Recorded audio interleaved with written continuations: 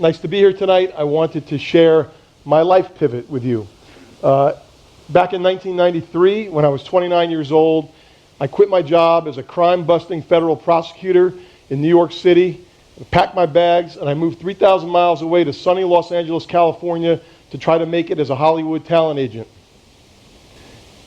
I basically traded in my Justice Department badge to try to become a real-life Ari Gold and enact my own real-life entourage.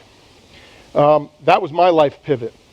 And I think it's instructive to think about the word pivot in connection with what I did with my life. You know, when you think about a pivot in basketball, somebody plants their front foot and turns and changes direction and gives themselves a chance to change the entire complexion of a game. If you think about pivot in business, startups use the word pivot to talk about a change in direction or a change in focus for their business. They may have originally been focused on one concept, and based on what they learned, change direction to focus on something else. Instagram, Twitter, some of the biggest successes in business succeeded after pivoting. Now, my pivot may not have led to success on a scale of Twitter or Instagram, but it certainly led to a fulfilling life for me. And I thought it would be instructive to share with you my story and some of the lessons that I learned along the way. From the time I was a kid, I always thought I wanted to be a lawyer. And to me, law seemed glamorous. Fancy suits, beautiful offices, advising people on important matters. It was glamorous to me. It was romantic to me. My grandfather had been a lawyer. I looked up to him. That was a path I wanted to take. And I also found that when people asked me what I wanted to be when I grew up, and I told them I wanted to be a lawyer, that was met with acceptance and approval. And who doesn't want to be accepted, and who doesn't want the approval? And we're all raised to get the approval of our parents and our teachers, school administrators, coaches, bosses. We're all taught to sort of seek approval of others. And so it was a very sort of natural extension of my own interests and my own sense of myself at that time to pursue that path. So I did well in high school, and I got into a good college. And when I got to college, I took the liberal arts equivalent of pre-law, English classes, history classes, philosophy classes, political science classes. I did well. Took the LSAT. I studied hard for it. I nearly got a perfect score on the exam. Had great grades, was Phi Beta Kappa, had that high score on the LSAT. I applied to all the top law schools. I got into every single one of them. Harvard, Yale, Stanford. I wound up going to Harvard Law School. Again, right on my path. Everybody thought they knew me and knew what I was about and knew where I was headed. And I thought so too.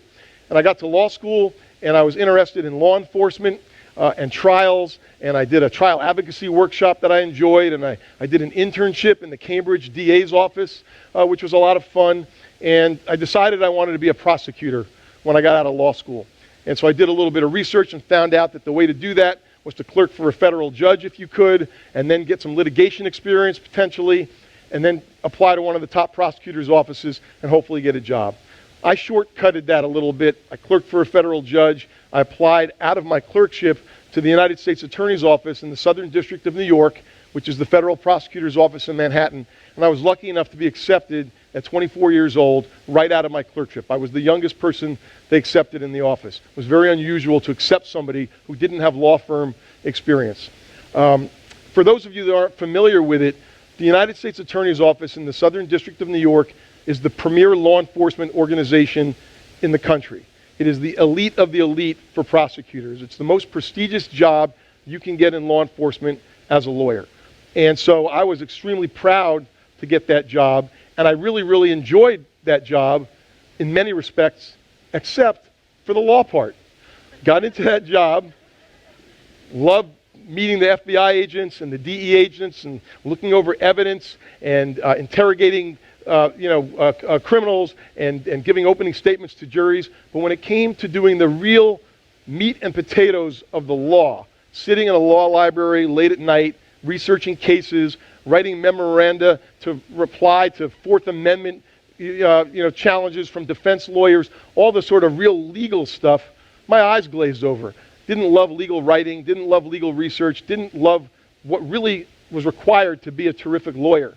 And so I really started to think after several years in the job, even though it was prestigious, even though when I went to cocktail parties and people said, what do you do for a living? And I said, I'm a federal prosecutor. And people would be like, wow. And it feels great to have the wow factor in your job. You know, again, it's a point of pride, and it makes you feel accepted and approved, and it gives you a certain status.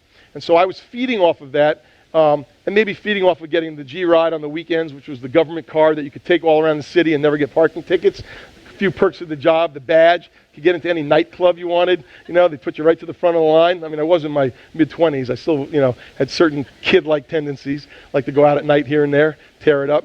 But I can admit that now. I think the statute of limitations is long past. But because I wasn't really satisfied with a key aspect of my job, and also because I knew that the next stage for me in my career was supposed to be to go to one of these big private law firms, make a bunch of money, maybe defend criminals, advise corporations, and put to use all of these legal skills that supposedly I had developed at the U.S. Attorney's Office. And because I didn't want to do that, and actually didn't think I was very good at that, and I was surrounded by people, by the way, who were excellent at it. You know, I was honest enough with myself in analyzing and assessing my skills and my capacity to see that there were other people that were better at this than I was. And if I would get into, you know, the law business with them after the U.S. Attorney's Office, they were going to eat my lunch. Because these are folks that liked sitting in a law library at 2 in the morning reading some case from the 7th Circuit Court of Appeals that might apply to a case in the 2nd Circuit Court of Appeals, that might allow them to get some evidence into a trial that they otherwise wouldn't get. They lived and breathed to solve that puzzle at the same time that I was starting to take a nap, you know? So it led me to start to reflect on what else I might do. It opened my mind to a whole range of possibilities. One of the things that I thought about was the fact that I'd always loved watching TV, going to the movies, reading books, listening to music, playing and watching sports, which started my mind thinking about whether there was something possible for me in the entertainment business. And so I started to reach out to my own network of friends and colleagues. I knew the son of one movie producer in New York. I had a buddy from college who was a writer out in Hollywood writing screenplays and TV shows. So I reached out to some of these contacts for advice. And my friend from college introduced me to his agent. I took a week's vacation. I flew out to LA, stayed on my buddy's couch, and met with his agent. And when his agent described what he did, it was like a light bulb went off in my head, and it just felt like a great fit for me. He talked about spotting talent, reading scripts, putting projects together, advising clients on how to navigate their careers through Hollywood. He talked about how entrepreneurial it was, how much freedom he had in making decisions, all the surprises that happened along the way, how creative it was, how it was also very much a business job because he also made the deals for his clients once his clients got the jobs. And all of that to me sounded amazing. And I said to him in that meeting, wow, that sounds like something I'd really like. And he said, well, we'll hire you. And I said, well, if you hire me, I'll take the job. And so I came back from that trip in January or December of 1992, January of 1993, and I resigned from the U.S. Attorney's Office and decided I would move out to L.A. Now that decision was not met with the level of support or acceptance or approval or enthusiasm that my decision to go to Harvard Law School or clerk for Judge Connor or go to the U.S. Attorney's Office had been met with. People thought I was crazy. And it made people really uncomfortable because it challenged their understanding of me. It challenged, in some instances, their understanding of themselves, because with my colleagues in the U.S. Attorney's Office, here was this guy who had done the exact same things that they had done and been on the same path they had been on, who was essentially rejecting that path, which called into question their own decisions that they'd made for themselves, which for some people is a very threatening thing. And so in thinking about the theme of defying people's expectations, this was a critical moment in my life where in order to do what I thought I wanted to do and needed to do to be fulfilled, I had to withstand the scrutiny and the negative judgment of others, which luckily for me I had no problem doing, even if it was at times uncomfortable and also forced me to take an even harder look at my own choices. And so I wound up moving out to California. I had been working in the government, for 5 years. I had no money. I borrowed $10,000 from my best friend who was working on Wall Street making a fortune, and told him he knew where to find me. I'd pay him back, I promise. If I failed as a Hollywood agent, I could always go back to practicing law. So, he'd get his money back no matter what. And he was a good friend and was loyal to me and loaned me the money. And yes, I did pay him back. And offered interest. He wouldn't take it. I bought him a watch, which he still has never worn because he doesn't wear watches, but it sits in his dresser. It's a good memento. And so I moved out to Los Angeles. And to cut to the sort of end of the story, which for me has a very happy ending, I wound up having some early lucky breaks as an agent at this agency, which was called Broder Kurland Webb Uffner. I became a partner with the founding partners after 5 years, and ultimately it was renamed Broder Webb Chervin Silverman. We grew and built that agency over the next 9 years and wound up selling it in a very lucrative deal to a private equity firm in 2006. I then transitioned over to ICM Partners, which at the time was called ICM. I became the head of worldwide television. And then 4 years ago, I and a buyout group bought the company back from private equity. I'm one of the founding partners now of what has been renamed ICM Partners, which is one of the 4 largest and most important talent agencies in the world, with offices in Los Angeles and New York and London. So for me, there is definitely a happy ending to the story, but I also wanted to share some of the lessons that I learned along the way. The first was to be honest and insightful about yourself. I think it takes a certain level of discipline to look at yourself and admit to yourself what you're not good at. Also to admit to yourself what you don't want to do, even if the people around you have fit you into a neat little box, and maybe even in your own mind you've put yourself in that box, which has been comfortable on some level. But you really have to sort of, if you're going to take that step to fulfillment, take a good hard look at yourself and really know yourself and admit to yourself kind of where you're at. The second piece of advice is to be willing to explore and dream.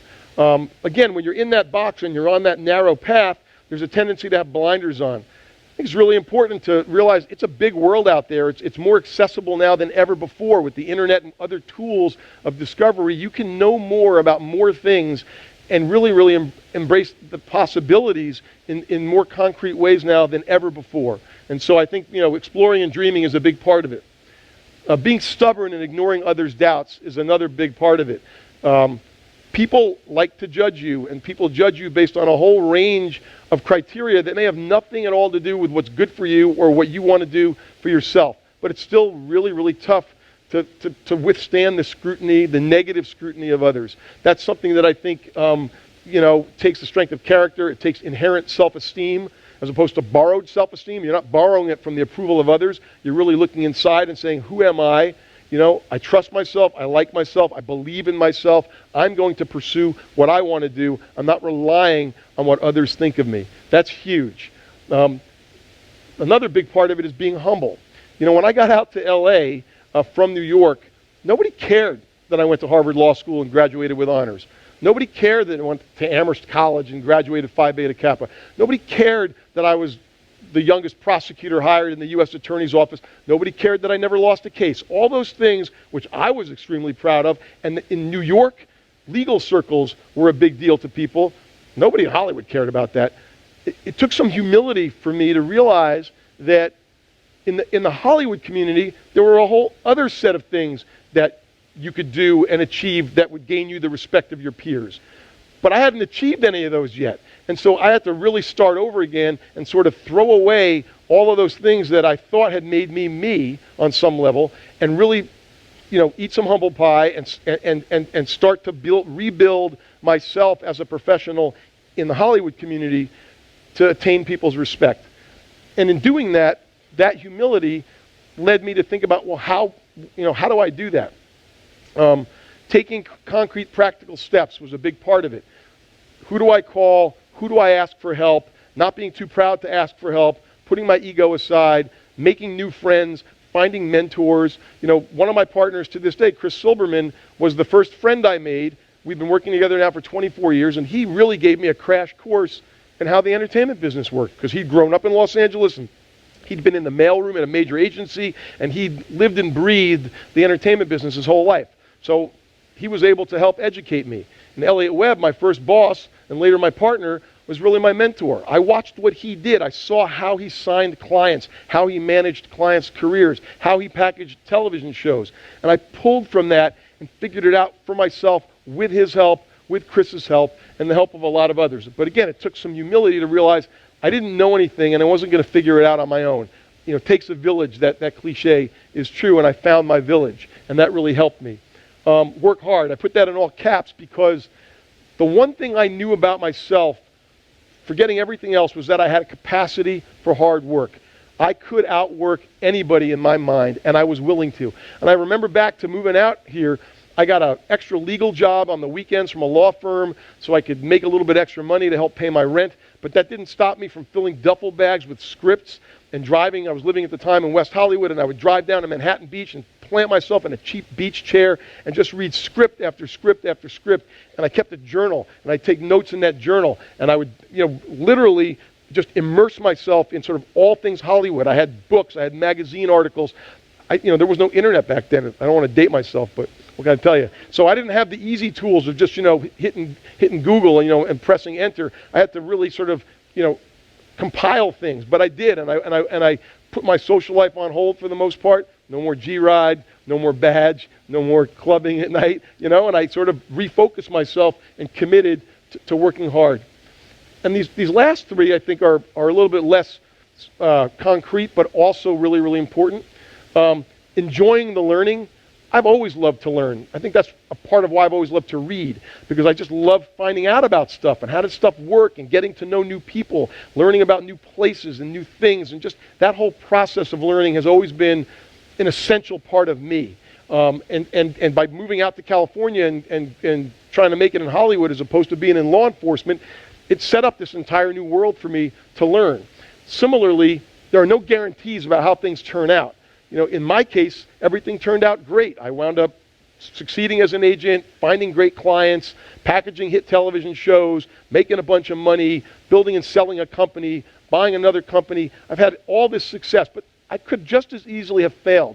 There was no way of knowing at the beginning how the end would turn out. And not everybody has the same tolerance for risk and uncertainty. I discovered along the way that I did, and I'm really thankful for that, and it's something I would share with everybody here, which is it's a big part of going back to the be honest and insightful about yourself. How much tolerance do you have for risk and uncertainty? I think the more you have, the more you can sort of get to that last part, which is make it all an adventure. Have that adventure. Make your career an adventure. Make your life an adventure. One of the things I'll leave you all with at the end here is I call this my life pivot as opposed to my career pivot, because although it was a career choice that led me to move from New York to Los Angeles, even though I still think of myself as a New Yorker in many ways, but now I've been in Los Angeles 24 years, that choice transformed my life. It wasn't, defying everybody's expectations about who I was, not just this East Coast establishment lawyer, but something very different, a Hollywood agent, transformed me entirely. It's how I met my wife. It's how I discovered that I fell in love with Hawaii and spent a lot of time in Hawaii. It's how I started playing golf and tennis. I grew up playing ice hockey and boxing and doing martial arts. All of a sudden, I'm playing golf and tennis. It gave me an understanding of a community in Los Angeles that I never knew or expected I would know when I was living in New York. I got involved in charitable endeavors. I was involved in an amazing charity that built libraries and public elementary schools and trained volunteer readers. And I got trained as a volunteer reader, and I got to read in an LA Unified District public elementary school for 10 years every Friday with 4th and 5th graders, something I'm very, very proud of. That all stemmed from that initial honesty that I really wasn't going to make it as a lawyer in the way that I wanted to, this insight that I didn't want to do it even if I could do it, and the courage to defy other people's expectations about me, to conquer my own self-doubt, to withstand the risk and uncertainty, and to take the adventure. And it's been an unbelievable pivot for me. And so in some ways, maybe I am my own individual Instagram or Twitter. Thank you very much.